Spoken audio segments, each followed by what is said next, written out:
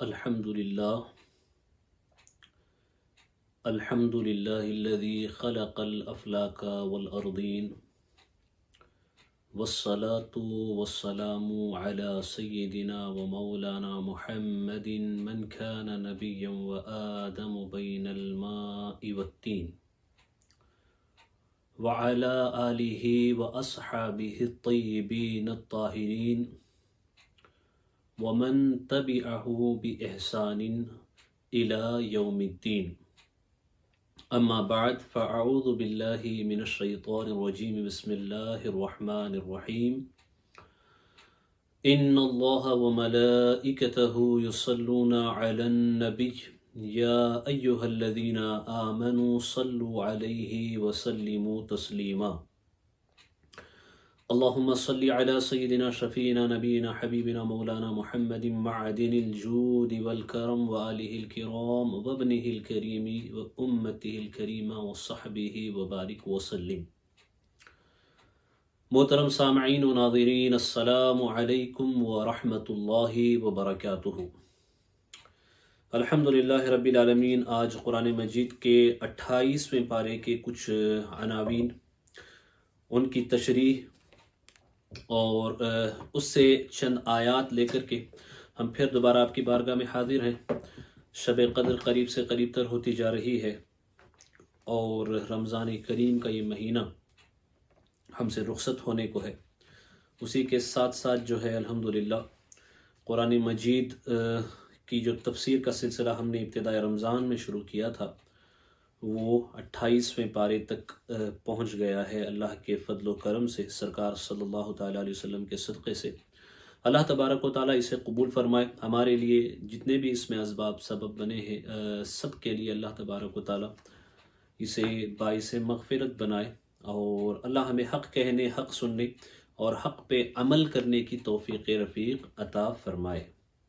سب سے پہلے 28ویں پارے کی ایک قدر خلاصہ میں آپ کی نظر کر دوں. 28واں پارہ جو ہے اس پارے میں متعدد صورتیں پڑتی ہیں. سورۃ المجادلہ سے یہ پارہ شروع ہوتا ہے. سورۃ المجادلہ کے بعد جو ہے سورۃ الحشر ہے، اس میں سورۃ الممتحنہ ہے، اور اس میں جو ہے سورۃ الصف ہے، سورۃ الجمعہ ہے، سورۃ المنافقون ہے، سورۃ التغابن ہے، سورۃ الطلاق ہے، سورۃ التحریم ہے. یہ بہت ساری صورتیں ہیں 28ویں پارے کے اندر. 28ویں پارے کی ابتدا جو سورۃ المجادلہ سے ہوتی ہے، مجادلہ کے معنی ہوتے ہیں جدال کرنا. یہاں دراصل اللہ تبارک و تعالیٰ نے ایک بہت ہی عظیم حکم کی وضاحت فرمائی ہے، تشریح فرمائی ہے. قرآن مجید زہار کے احکام کو یہاں پہ بیان فرماتا ہے کہ زہار کیا ہے، اس کے احکام کیا ہیں. تو یہ ایک خاتون ہوا کرتی تھی حضور اکرم صلی اللہ تعالی وسلم کے زمانے میں. ان خاتون کی ندا اور پکار کو اللہ تبارک و تعالیٰ نے سنا. وہ اپنے شوہر کے کچھ معاملے میں پریشان تھی، تو انہوں نے اللہ کی بارگاہ میں عرض کی کہ یا اللہ میں پریشان ہوں، تو حضور اکرم صلی اللہ تعالیٰ علیہ وسلم پہ اس کا حل آشکارا فرما، کوئی آیت نازل فرما، کوئی نشانی نازل فرما یا اللہ.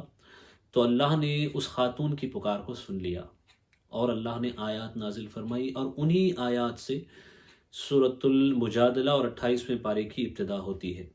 تو یہاں زہار کے احکام کو بیان کیا گیا، اس کے کفارے کو بیان کیا گیا. اس کے علاوہ اس پارے میں اسی صورت میں اللہ تبارک و تعالیٰ نے وہ جو کانوں میں آہستہ آہستہ باتیں کرتے ہیں، جس کو لوکل لوگ زبان میں کہتے ہیں کانا پھوسی کرنا، کانوں میں بات کرنا. خاص کر ایسا ہوتا ہے کہ کبھی کسی کے حوالے سے ایسی بات کرنا ہو جو سامنے والے سے چھپانی ہے، تیسرے فرد سے چھپانی ہے، تو ہم کسی کے کان میں کہتے ہیں. وہ یا تو غیبت ہوتی ہے یا تو چغلی ہوتی ہے. تو ان چیزوں کے حوالے سے اللہ نے منع فرمایا.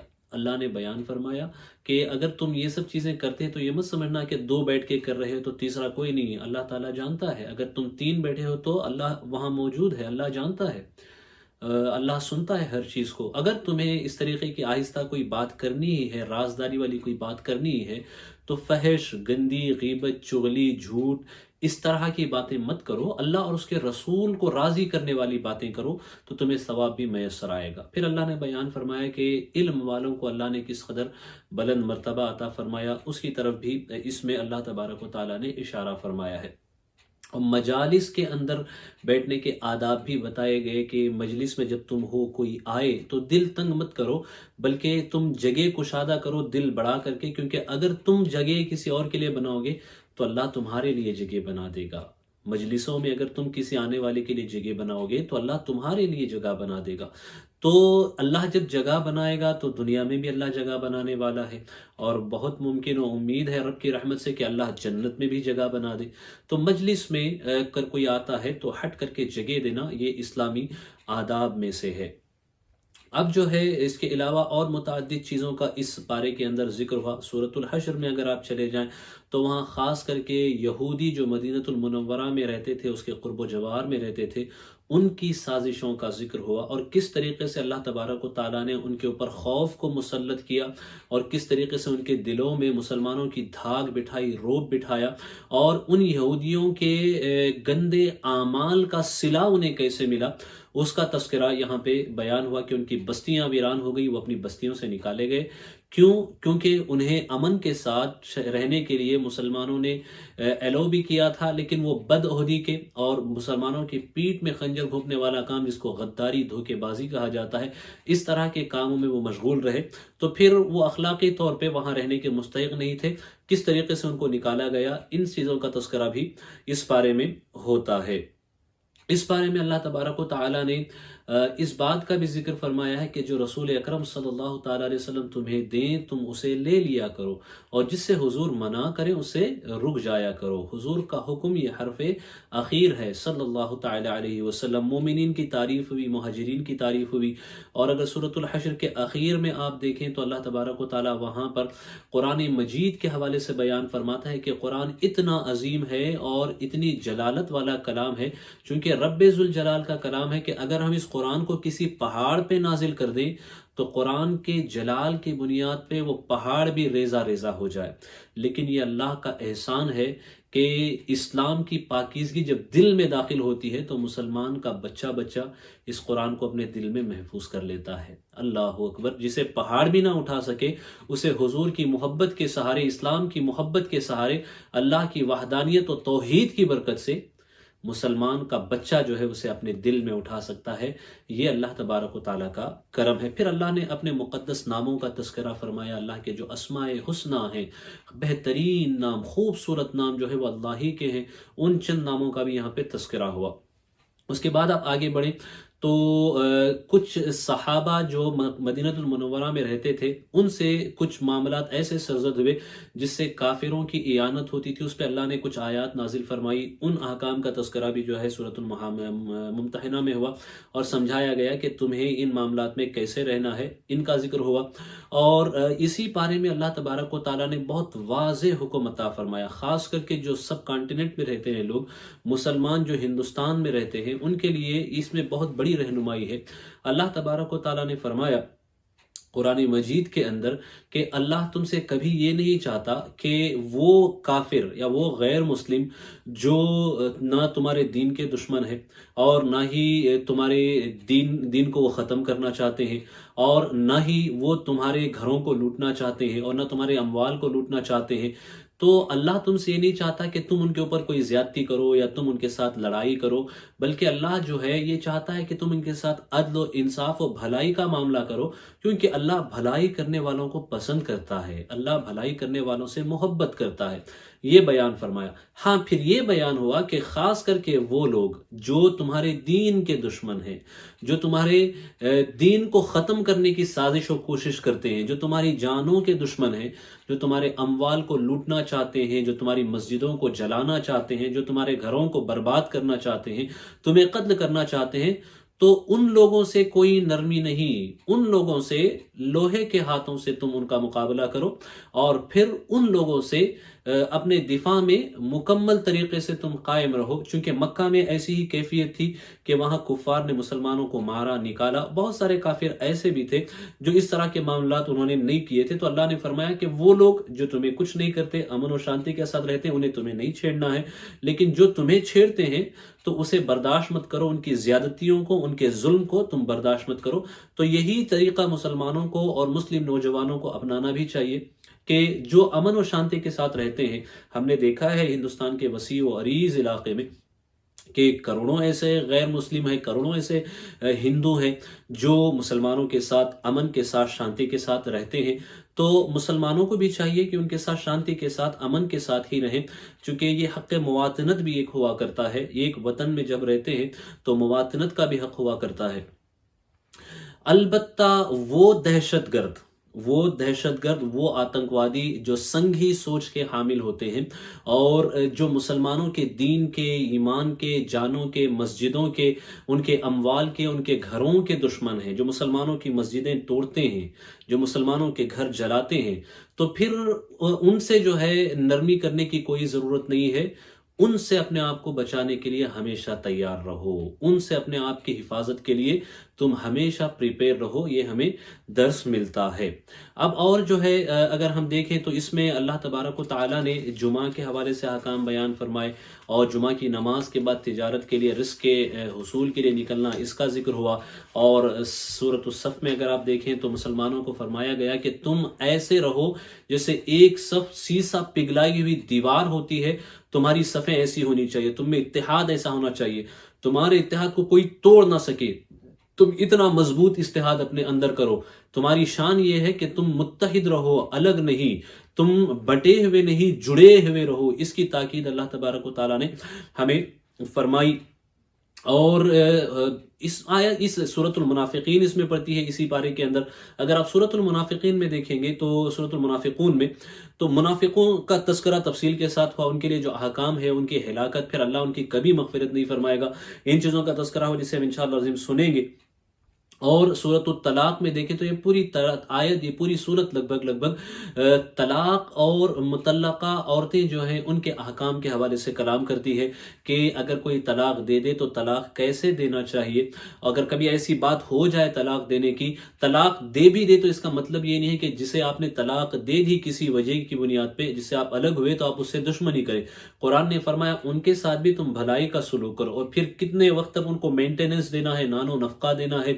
اور اگر وہ جس کو طلاق دیا جا رہا ہے وہ اگر پریگننٹ ہیں، حمل سے ہیں، تو انہیں کب تک مینٹیننس دینا ہے، اس کے کیا احکام ہے، بچے کی پرورش میں کیسے آپ کو تعاون کرنا ہے، اور اس کے علاوہ ان سب کو ادا کرنے کے بعد ایکسٹرا بھی آپ کو کیسے مدد کرنی ہے ضرورت مندوں کی، یا متعلقہ عورتیں جن کی کوئی مدد کرنے والا نہ ہو تو ان کا کیسے ہیلپ کرنا ہے. ان ساری چیزوں کے حوالے سے تفصیلی کلام اس صورت میں ہوا.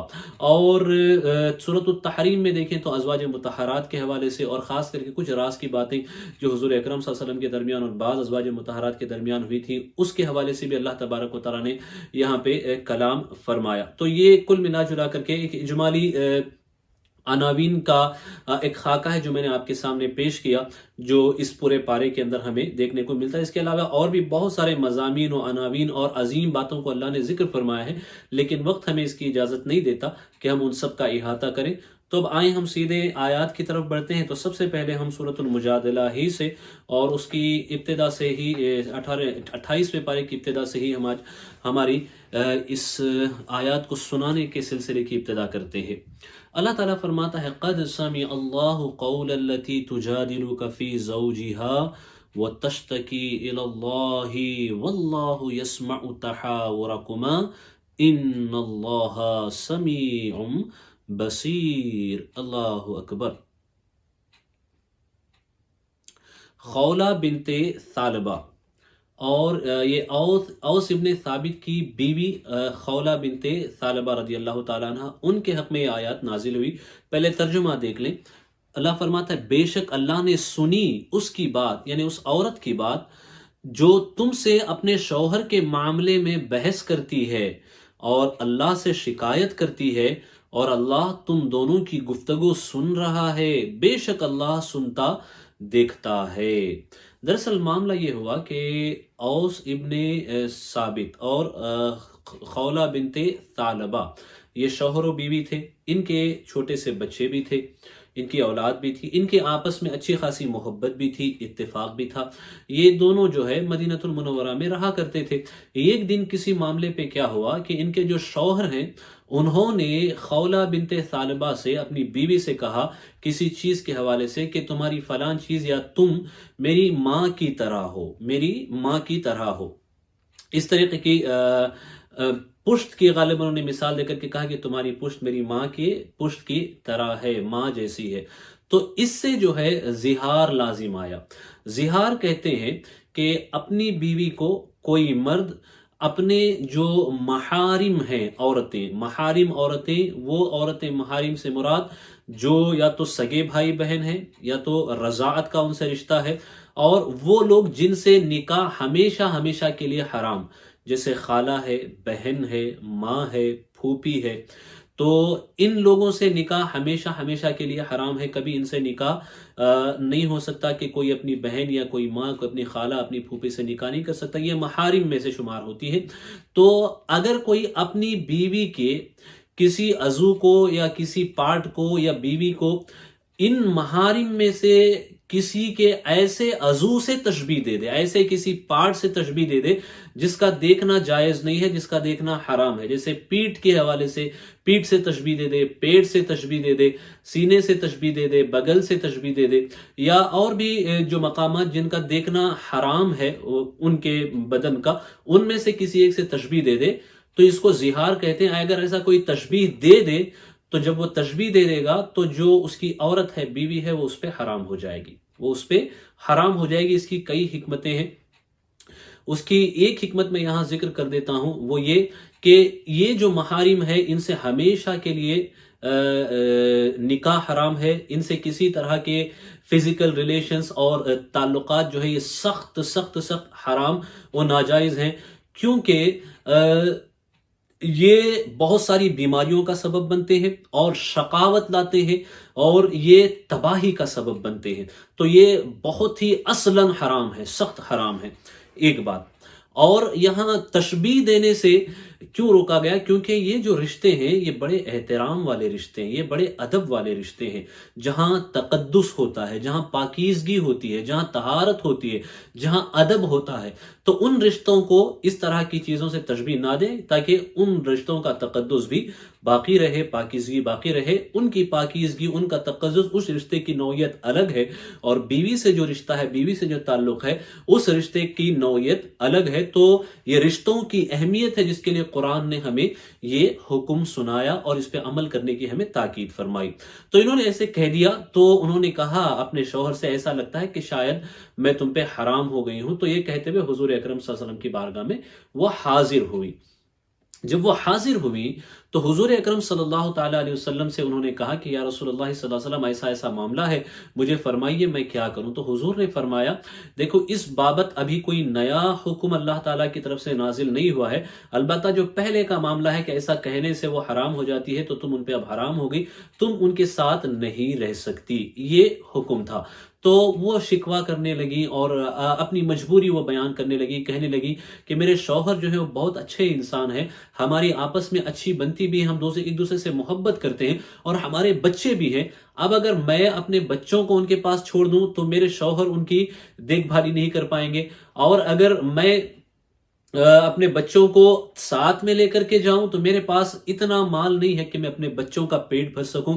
یا رسول اللہ میرے لیے کوئی حل بتائیے. ابھی یہ بات کر ہی رہی تھی، ام المومنین عائشہ صدیقہ رضی اللہ تعالیٰ عنہ وہیں موجود تھی. انہوں نے کہا خاموش ہو جاؤ، خاموش ہو جاؤ، حضور کے چہرے انور کی طرف دیکھو. حضور کے چہرے انور کے جو ایکسپریشنز تھے وہ بدلنے شروع ہوئے، چونکہ جب وہی حضور اکرم صلی اللہ علیہ وسلم پہ نازل ہوا کرتی تو اس وقت چہرے کی کیفیت تبدیل ہوتی، جسے ام المؤمنین اور امہات المومنین جو تھی وہ پہچان لیا کرتی تھی کہ اب وہی نازل ہونے والی ہے. تو وہی اسی وقت جبرائیل امی لے کر کے آئے. اللہ تعالیٰ نے بیان فرمایا کہ اللہ تمہاری دونوں کی گفتگو کو سن رہا ہے، اور اس عورت کی شکایت کو بھی سن لیا اللہ نے، اس کا حل اللہ تبارک و تعالیٰ نے نازل فرمایا. تو اسی حل کا آگے بیان ہوتا ہے. قرآن کہتا ہے الذین یظاہرون منکم من نسائہم ما ہن امہاتہم ان امہاتہم الا اللائے ولدنہم وانہم لیقولون منکرا من القول وزورا وان اللہ لعفو غفور. وہ جو تم میں اپنی بیویوں کو اپنی ماں کی جگہ کہہ بیٹھتے ہیں وہ ان کی مائیں نہیں، ان کی مائیں تو وہی ہیں جن سے وہ پیدا ہیں، اور وہ بے شک بری اور نری جھوٹ بات کہتے ہیں. یہ تشبیہ دینے والی. اور یہ کہہ دینا کہ یہ کہنے سے وہ ماں بن جاتی ہے، یہ بھی نیری جھوٹ بات ہے۔ اور بے شک اللہ ضرور معاف کرنے والا ہے، بخشنے والا ہے، معاف کرنے والا اور بخشنے والا ہے۔ والذین یظاہرون من نسائہم ثم یعودون لما قالوا فتحریر رقبۃ من قبل ان یتماسا ذالکم توعظون بہ واللہ بما تعملون خبیر۔ اور وہ جو اپنی بیویوں کو اپنی ماں کی جگہ کہیں پھر وہی کرنا چاہیں جس پر اتنی بڑی بات کہہ چکے، تو ان پر لازم ہے ایک غلام آزاد کرنا قبل اس کے کہ ایک دوسرے کو ہاتھ لگائیں۔ یہ ہے جو نصیحت تمہیں کی جاتی ہے اور اللہ تمہارے کاموں سے خبردار ہے۔ اگر کوئی زہار کر بیٹھے تو اس کے بعد کفارے کا ذکر ہوا کہ حکم اس کے لیے یہ ہے کہ وہ ایک غلام کو آزاد کرے، اور جب غلام کو وہ آزاد کرے تو اس سے پہلے نہ اپنی بیوی سے قریب ہو سکتا ہے، نہ اپنی بیوی کو ہاتھ لگا سکتا ہے۔ غلام کو آزاد کر دے، کفارہ ادا کر دے، تو اس کے بعد پھر جو ہے وہ اپنی بیوی کی طرف لوٹ سکتا ہے، نہ ان میں کوئی طلاق واقع ہوگی اور نہ ہی ان میں کوئی دوری باقی ہوگی، پھر وہ حسب سابق جیسے اپنی بیوی کے ساتھ رہتے تھے ویسے رہ سکتے ہیں۔ اور اگر کوئی اتنا مالدار نہ ہو کہ ایک غلام کو آزاد کر سکے تو حکم فرمایا گیا فَمَن لَّمْ يَجِدْ فَصِيَامُ شَهْرَيْنِ مُتَتَابِعَيْنِ مِن قَبْلِ أَن يَتَمَاسَّا فَمَن لَّمْ يَسْتَطِعْ فَإِطْعَامُ 60 مِسْكِينًا ذَلِكَ لِتُؤْمِنُوا بِاللَّهِ وَرَسُولِهِ وَتِلْكَ حُدُودُ اللَّهِ وَلِلْكَافِرِينَ عَذَابٌ أَلِيمٌ۔ پھر جسے غلام نہ ملے تو لگاتار 2 مہینے کے روزے رکھے، 2 مہینے کنٹینیوسلی وہ روزے رکھے قبل اس کے کہ ایک دوسرے کو ہاتھ لگائیں، قبل اس کے کہ وہ ایک دوسرے کو ہاتھ لگائیں۔ اس سے پہلے انہیں چاہیے کہ وہ پورے 2 مہینے کے کنٹینیوسلی روزے رکھے۔ اگر کوئی کمزور آدمی ہے اور میڈیکلی وہ پاسبل نہیں ہے اس کے لیے 2 مہینے کے کنٹینیوسلی روزے رکھنا، چونکہ یہ آسان بات نہیں ہے، کیونکہ اگر 2 مہینے کے روزے رکھنا شروع کیے تو اس میں حکم یہ ہے کہ یہ رمضان کا مہینہ نہ ہو فرسٹ آف آل، اس کے بعد پھر ان 2 مہینوں میں وہ 5 دن نہ پڑتے ہوں جن میں روزہ رکھنا حرام ہے، جیسے عید وغیرہ کے دن ہے، یہ نہ پڑے، اور یہ کنٹینیوسلی ہونا چاہیے، بیچ میں ایک بھی گیپ نہیں۔ اگر گیپ کر دیا یا پورے بغیر گیپ کے رکھا لیکن درمیان میں اپنی بیوی کو چھو لیا، قربت کر لیا، ان سے قریب ہو گیا، تو ایسی صورت میں پھر اسے شروع سے رکھنے پڑیں گے۔ یہ بہت ہی سینسیٹیو معاملہ ہے، تو اس وجہ سے فرمایا کہ اگر کوئی اتنی طاقت نہیں رکھتا ہو، اگر کوئی ایسا نہیں کر سکتا ہے، تو ایسی صورت میں جو ہے اسے کیا کرنا ہے، پھر جس سے روزے بھی نہ ہو سکے تو 60 مسکینوں کا پیٹ بھرنا ہے، پیٹ بھر کے 60 غریبوں کو کھانا کھلا دے۔ دیکھیں چیریٹی کے کیسے کیسے احکام قرآن مجید نے ہمیں یہاں پہ بتائے ہیں کہ غریبوں کو کھانا کھلا دو یا انہیں لباس پہنا دو اور ان کے کھانے پینے کا تم خیال رکھو تو تمہارے گناہ معاف ہو جائیں گے۔ اللہ فرماتا ہے یہ اس لیے کہ تم اللہ اور اس کے رسول پر ایمان رکھو، اور یہ اللہ کی حدیں ہیں، یہ باؤنڈری ہے، حد ہے، اسے کراس مت کرو، اور کافروں کے لیے دردناک عذاب ہے، دردناک عذاب ہے۔ تو یہ احکام یہاں پہ بیان ہوئے، اس کے علاوہ اور بھی احکام بیان ہوئے، لیکن ہم یہاں پہ اتنا وقت اس وقت ہمارے پاس نہیں ہے کہ ان سب کی طرف بڑھیں، تو ہم ایک دوسری صورت کی طرف بڑھتے ہیں، وہاں سے کچھ آیات انشاءاللہ العظیم ہم سننے کی سعادت حاصل کریں گے۔ اللہ تبارک و تعالیٰ فرماتا ہے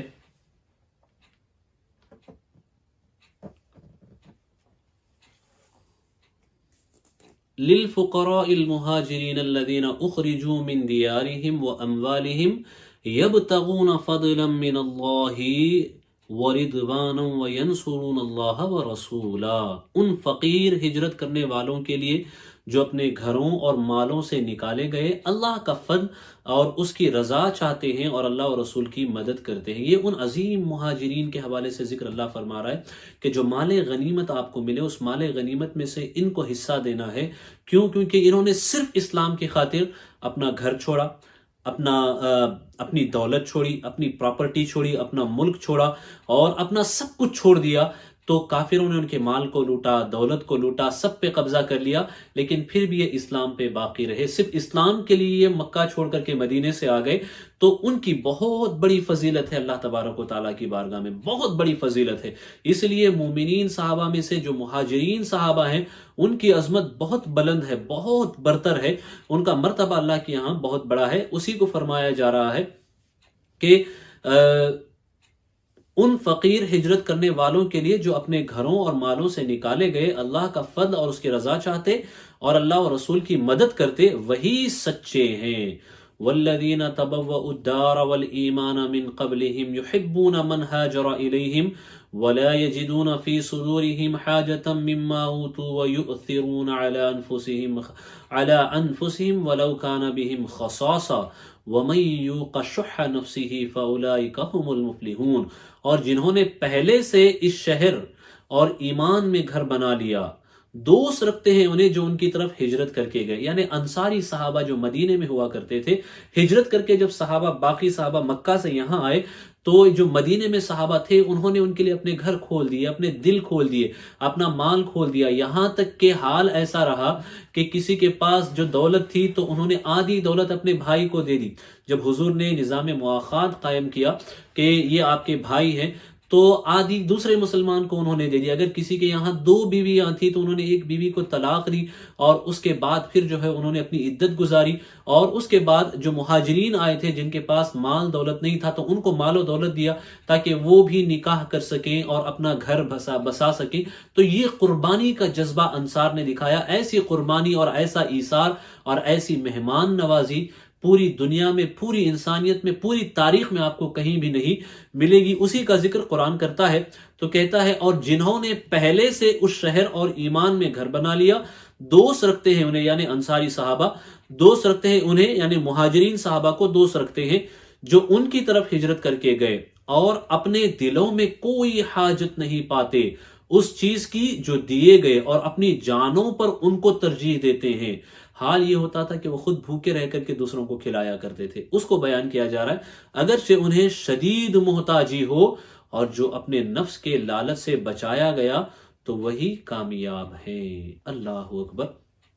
انصاری صحابہ کی کیفیت ہی ایسی تھی کہ انہیں حاجت بھی ہوتی تھی تو بھی وہ مہاجرین کا خیال رکھتے تھے، ایک بات۔ اور دوسری بات یہ کہ یہ جو آیت ہے آخر کی، یہ خاص کر کے ایک صحابی مدینہ منورہ میں ہوا کرتے تھے، تو وہ جو صحابی تھے ان صحابی کا حال یہ تھا کہ وہ خود کوئی مالدار صحابی نہیں تھے، وہ مالدار صحابی نہیں تھے، ان کے پاس جو ہے زیادہ مال و دولت تو نہیں تھا، لیکن یہ تھا کہ انہوں نے ایک ایسا کام کیا، ایک ایسی عظیم مثال انہوں نے قائم کی کہ یہ اللہ تبارک و تعالیٰ نے اس کو قرآن مجید میں اس کے حوالے سے آیت نازل فرمائی اور اس کے حوالے سے حکم بیان فرمایا۔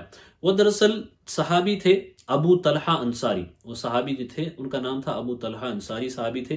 ایسا ہوا معاملہ کہ حضور اکرم صلی اللہ تعالیٰ علیہ وسلم کے پاس ایک شخص آیا جو مسافر تھا، آیا اور آ کر کے اس نے عرض کی کہ یا رسول اللہ کھانے کے لیے میرے پاس کچھ نہیں ہے۔ وہ صاحب آیا وہ کہنے لگے ہمارے پاس کھانے کے لیے کچھ نہیں ہے۔ تو حضور نے جو اپنی ازواج مطہرات تھی ان کے گھر میں معلوم کیا کہ کیا کسی کے گھر میں کچھ کھانے کے لیے ہے، تو ازواج مطہرات کے یہاں سے جواب آیا کہ یا رسول اللہ کئی دنوں کے فاقی چولہے نہیں جلے ہیں گھر میں، تو کھانے کی کوئی چیز گھر میں موجود نہیں ہے۔ تو اس وقت جو ہے حضور اکرم صلی اللہ تعالیٰ علیہ وسلم نے فرمایا کہ کون ہے جو میرے مہمان کو اپنا مہمان بنا لے، کون ہے جو نبی کے مہمان کو اپنا مہمان بنا لے؟ تو ایک انصاری صحابی کھڑے ہوئے، حضرت ابو طلحہ، یہ بھی غریب صحابی تھے، کھڑے ہو کر کے کہنے لگے کہ یا رسول اللہ میں آپ کے مہمان کو اپنا مہمان بناؤں گا۔ تو وہ اپنے ساتھ اس جو صاحب آئے تھے ان کو لے آئے، اور جب گھر میں لے آئے تو انہوں نے اپنی اہلیہ سے پوچھا کہ کیا گھر میں کھانے کے لیے کچھ ہے؟ تو اہلیہ نے کہا کہ دیکھیں کھانا جو ہے صرف بچوں کے لیے گھر میں ہے، میرے اور آپ کے کھانے کے لیے کچھ بھی نہیں ہے۔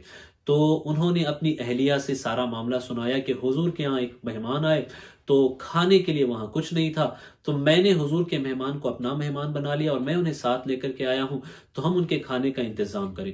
تو ان کی جو بیوی تھی، ان کی جو اہلیہ تھی، وہ عظیم مقدس خاتون، انہوں نے کہا کہ دیکھیں ایسا کرتے ہیں کہ جب کھانے کے لیے آپ بیٹھیں تو اس سے پہلے میں بچوں کو کچھ بہلا پھسلا کر کے سلا دیتی ہوں بغیر کھلائے ہوئے۔ یہ ذرا سوچیں کیسا ایثار تھا، آج کوئی ماں اپنے بچوں کو بھوکا رکھ کے کھلا نہیں سکتی، لیکن انہیں حضور سے ایسی محبت تھی اور غریبوں سے ایسا ان کا سلوک ہوا کرتا تھا، ان کی تربیت حضور کی بارگاہ سے ایسی ہوئی تھی کہ وہ خود اور خود کے گھر کو اپنوں کو بھوکے رکھتے تھے لیکن دوسروں کو کھلاتے تھے۔ یہ تھے مسلمان، حقیقی مسلمان، یہ تھے سچے مسلمان۔ اللہ اکبر۔ تو انہوں نے کہا کہ میں بچوں کو کیسے کچھ بہلا کر کے انہیں سلا دوں گی، جب بچے سو جائیں گے تو پھر کھانے کے لیے ہم مہمان کو بٹھائیں گے، تو کھانے کے درمیان میں آپ ایسا کرنا کہ کچھ لینے کے بہانے اٹھیں اور جو دیا جل رہا ہے اس دیے کو بجھا دینا۔ تو دیا جب تک بجھا ہی رہنے دیں جب تک مہمان کھانا نہ کھا لے، کیونکہ رواج یہ ہوا کرتا تھا کہ مہمان کے ساتھ میزبان کو بھی بیٹھ کے کھانا، یہ رواج ہوتا تھا وہاں پہ۔ اب اگر نہ بیٹھیں تو مہمان کیا سوچے، اور اگر بیٹھیں تو کھانا جو ہے صرف ایک آدمی کے لیے کافی ہے، سب کے لیے کافی نہیں ہے۔ تو اہلیہ نے یہ ان کو ترکیب بتائی کہ ایسا ہوگا کہ پھر آپ صرف کھانے کے لیے اپنے ہاتھ ہلاتے رہنا، منہ ہلاتے رہنا ایسے جیسا کہ آپ کھا رہے ہیں، کیونکہ مہمان کو ایسا لگنا نہیں چاہیے کہ آپ نہیں کھا رہے ہیں۔ تو جب مہمان مکمل کھا لیں، پورا کھانا کھا لیں تو ان کا پیٹ بھر جائے گا، وہ شکم سیر ہو جائیں گے، تو اس کے بعد ہم دیا جلا دیں گے اور مہمان پہ ظاہر نہیں کریں گے کہ آپ نے کھانا نہیں کھایا ہے۔ تو یہ جو ادا تھی، یہ ادا اللہ کو بہت پسند آئی، اللہ کو بے انتہا پسند آئی۔ جب صبح ہوئی تو اللہ نے یہ آیات نازل فرمائے اور حضور اکرم صلی اللہ علیہ وسلم کو خبر دی اور بتایا کہ اے محبوب صلی اللہ علیہ وسلم، آپ کے صحابیوں میں ایسے ایسے نگینے موجود ہیں کہ اللہ کو ان کی یہ ادا اتنی پسند آئی کہ وہ خود بھی بھوکے رہے اور اپنے بچوں کو بھی بھوکا رکھا، لیکن آنے والے ایک مسافر مہمان کے کھانے کا انہوں نے انتظام کیا۔ تو یہ آداب کتنے پیارے ہیں میرے بھائیوں، میری ماؤں، میری بہنوں، قوم کے نوجوانوں، یہ آداب کتنے پیارے ہیں۔ اللہ ہمیں ان آداب کو سیکھنے کی توفیق عطا فرمائے، اللہ ہمیں ان آداب پہ عمل کرنے کی توفیق عطا فرمائے۔ آگے ارشاد ہوتا ہے والذین جاؤوا من بعدهم یقولون ربنا اغفر لنا ولإخواننا الذین سبقونا بالایمان ولا تجعل في قلوبنا غلا للذین آمنوا ربنا انک رؤوف الرحیم۔ ان کے دل بڑے صاف ہوا کرتے تھے، پیور ہوا کرتے تھے۔ فرمایا اور وہ جو ان کے بعد آئے عرض کرتے ہیں اے ہمارے رب ہمیں بخش دے، اور ہمارے بھائیوں کو، اپنے لیے بھی دعا کرو، اپنے بھائیوں کے لیے بھی دعا کرو جو ہم سے پہلے ایمان لائے، ہم سے پہلے ایمان لائے، یعنی صحابہ کے لیے دعا کرنا یہ مومنین کی علامت ہے۔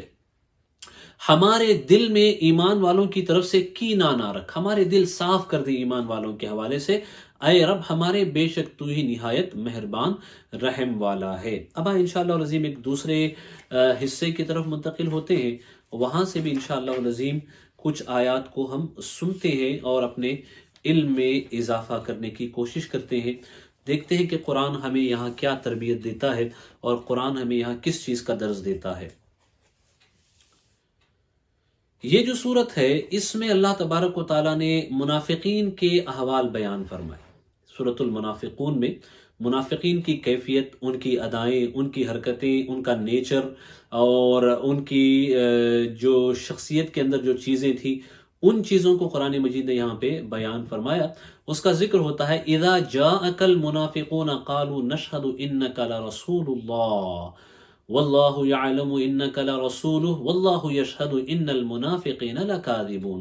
جب منافق تمہارے حضور حاضر ہوتے ہیں، کہتے ہیں کہ ہم گواہی دیتے ہیں کہ حضور بے شک یقیناً اللہ کے رسول ہیں، اور اللہ جانتا ہے کہ تم اس کے رسول ہو، اور اللہ گواہی دیتا ہے کہ منافق ضرور جھوٹے ہیں، کیونکہ وہ زبان سے تو کہتے ہیں کہ آپ اللہ کے رسول ہیں لیکن ان کا دل آپ کو رسول نہیں مانتا۔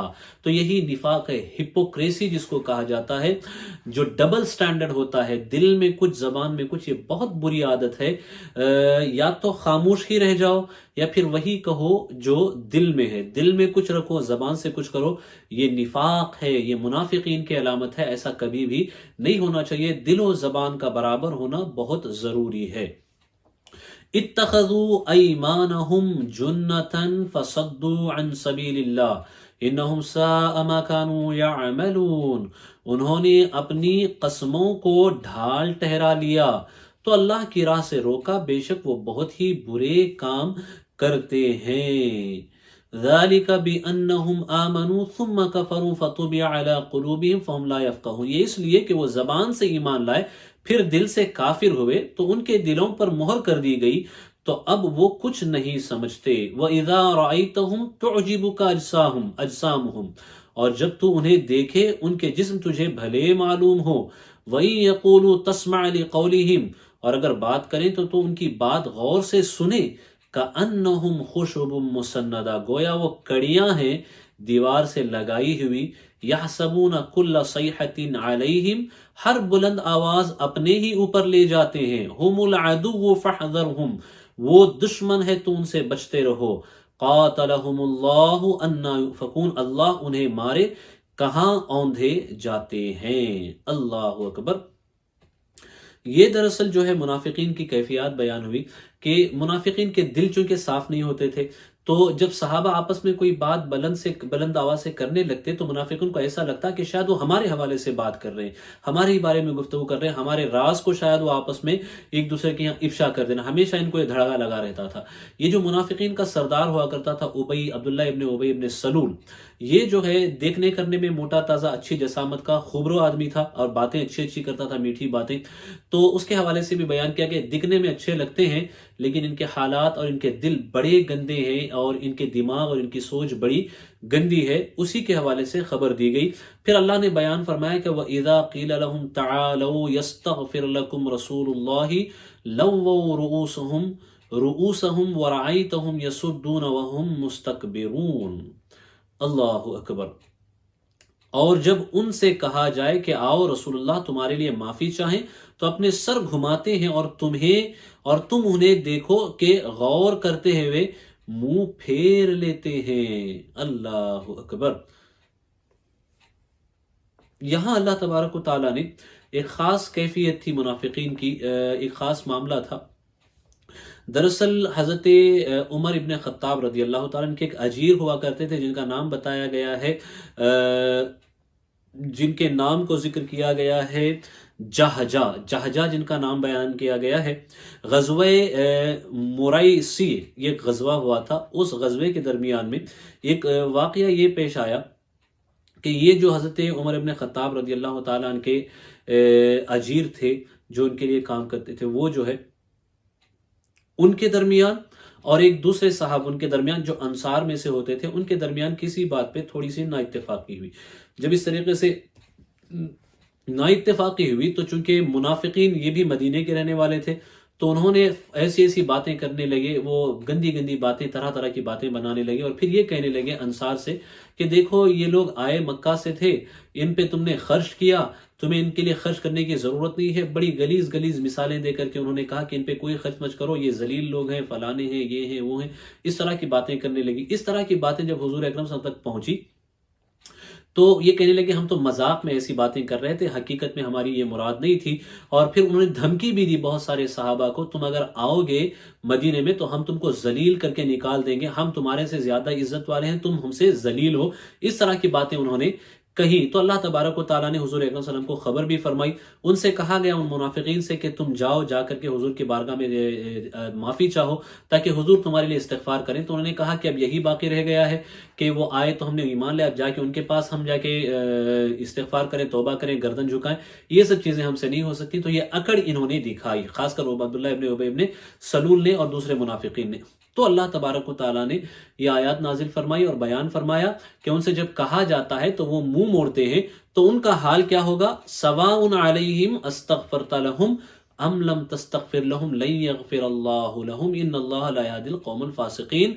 ان پر ایک سا ہے، تم ان کی معافی چاہو یا نہ چاہو اللہ انہیں ہرگز نہ بخشے گا۔ اللہ نے حضور کو خبر دے دی کہ ہرگز ان کی کسی بھی صورت میں مغفرت نہیں ہوگی، چونکہ انہوں نے اپنے بد اعمالی اور بد عقیدگی اور گستاخی بے ادبی سے اپنے آپ پر جہنم کو لازم کر لیا ہے۔ بے شک اللہ فاسقوں کو راہ نہیں دیتا۔ اسی کا تذکرہ ہوتا ہے، ہم الذین یقولون لا تنفقوا علی من عند رسول اللہ حتی ینفضوا، وہی ہیں جو کہتے ہیں ان پر خرچ نہ کرو جو رسول اللہ کے پاس ہیں یہاں تک کہ پریشان ہو جائیں۔ وَلِلَّهِ خَزَائِنُ السَّمَاوَاتِ وَالْأَرْضِ وَلَكِنَّ الْمُنَافِقِينَ لَا يَفْقَهُونَ، اور اللہ ہی کے لیے ہیں آسمانوں اور زمین کے خزانے، مگر منافقوں کو سمجھ نہیں۔ اللہ اکبر۔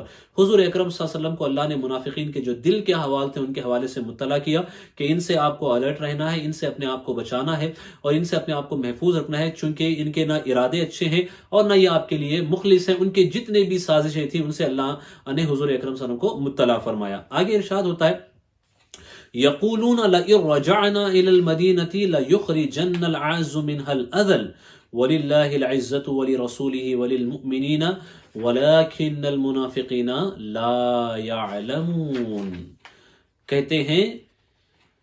کہتے ہیں ہم مدینہ پھر کر گئے تو ضرور جو بڑی عزت والا ہے وہ اس میں سے نکال دے گا اسے جو نہایت ذلت والا ہے، وَنَعُوذُ بِاللَّهِ مِن ذَلِكَ۔ اور عزت تو اللہ اور اس کے رسول اور مسلمانوں ہی کے لیے ہے، مگر منافقوں کو خبر نہیں۔